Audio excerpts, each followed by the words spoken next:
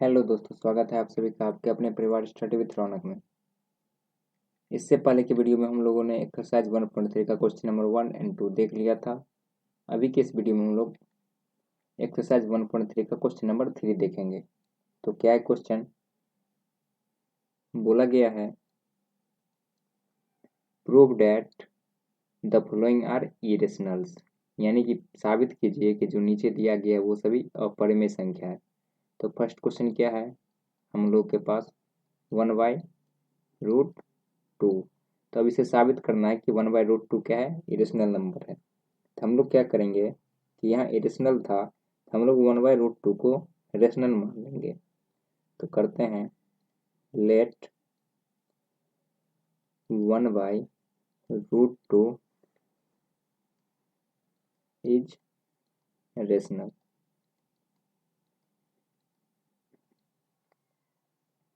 तो फिर चूंकि ये रेशनल है तो इसको हम लोग a/b के फॉर्म में लिख सकते हैं। तो लिखते हैं, और जहाँ पे b इक्वल टू 0 नहीं होना चाहिए तो लिखेंगे therefore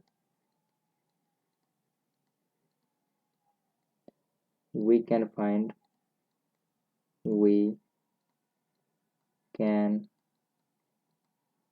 find two integer to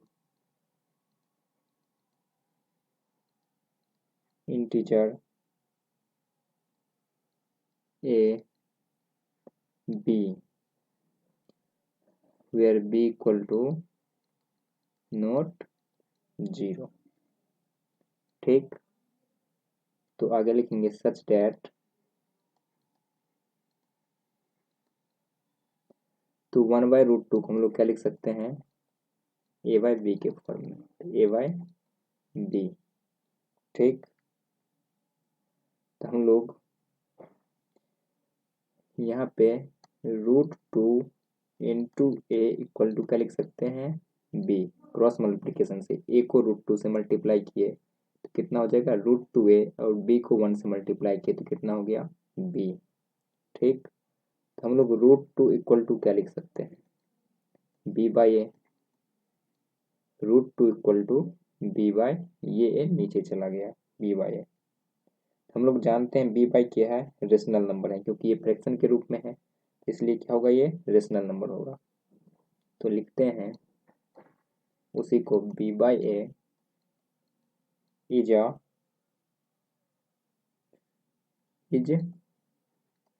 rational. ठीक, क्यों? क्योंकि as a and b are integers, क्योंकि a और b क्या थे? इंटीजर्स थे। ठीक, तो जब यहाँ पे b/a क्या हो जाएगा? आपका रेशनल हो जाएगा, तो उसका मतलब √2 इक्वल टू b/a था, तो √2 भी क्या हो जाएगा? रेशनल हो जाएगा, क्योंकि b/a क्या होगा? रेशनल। तो √2 इक्वल टू b/a, इसलिए √2 भी क्या हो जाएगा? रेशनल हो जाएगा। तो हम लोग इसलिए लिखेंगे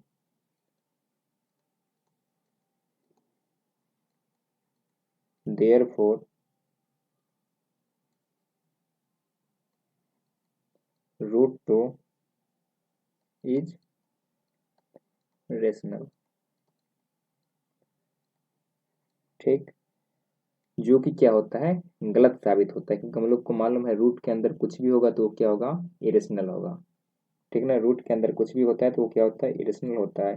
ठीक, गलत साबित हो गया तो लिखेंगे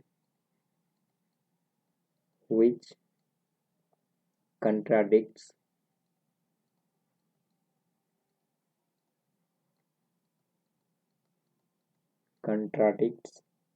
to the fact the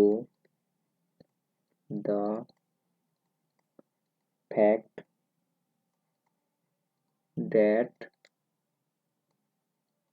√2 is irrational।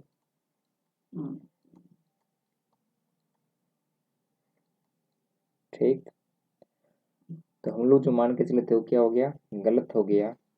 तो इसलिए √2 क्या है? 1/√2 क्या हो जाएगा? इरेशनल हो जाएगा। तो लिखेंगे hence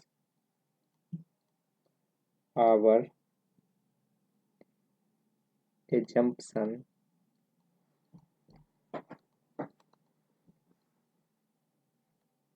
is false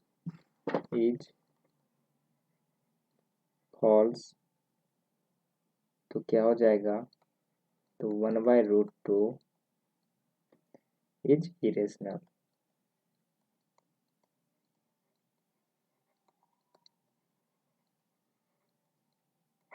ठीक, अब अगले प्रश्न को देखते हैं। क्या है, 7√5। सेकंड क्वेश्चन था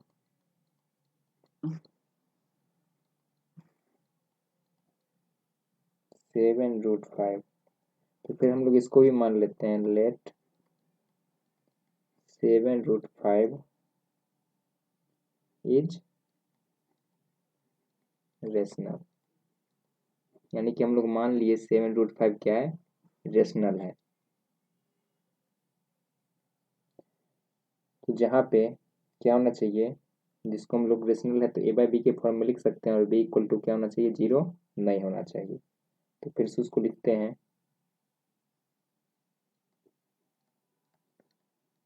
therefore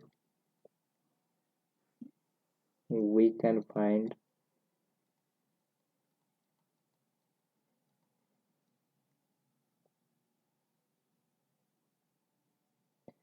two integers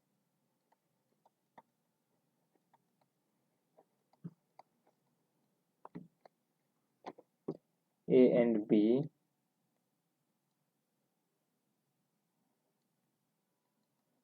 where b equal to not 0। ठीक, तो सच डैट हम लोग 7√5 को भी क्या लिख सकते हैं, a/b के रूप में लिख सकते हैं। यानी कि 7√5 इक्वल टू a/b। तो 7√5 इंटू बी इक्वल टू क्या हो जाएगा, a। तो √5 इक्वल टू क्या हो जाएगा, a/7b। ये चाहिए तो ये और ये कहाँ चले जाएगा, डिनोमिनेटर में डिवाइड के रूप में। ठीक, तो फिर हम लोग को मालूम है a/b जो हो गया वो क्या हो गया, रेशनल नंबर। ठीक, तो लिखते हैं a/7b is rational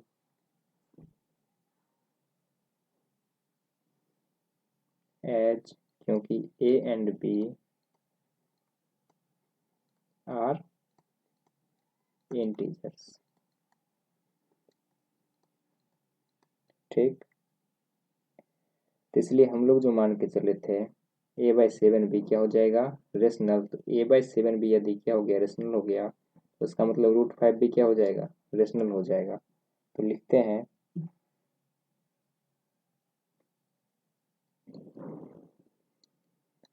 therefore √5 should be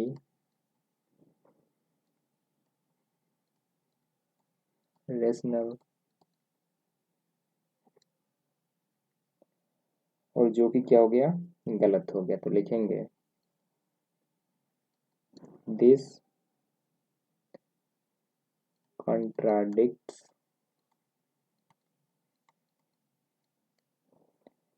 the fact that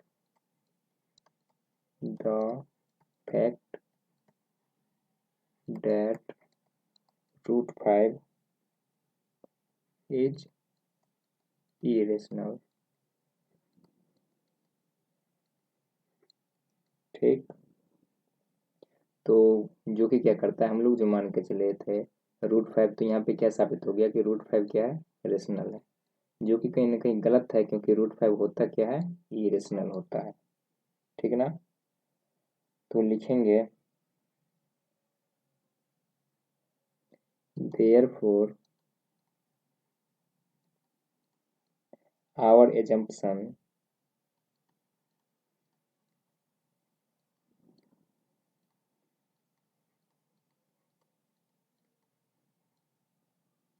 our assumption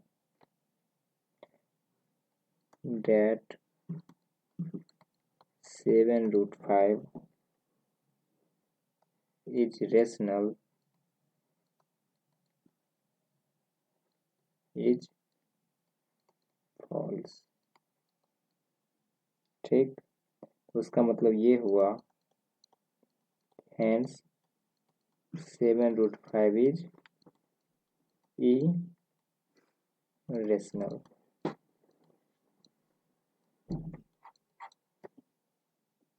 तो क्वेश्चन समझ में आया होगा तो वीडियो को लाइक और अपने दोस्तों के साथ ज़्यादा से ज़्यादा शेयर जरूर कीजिएगा। वीडियो को अंत तक देखने के लिए धन्यवाद।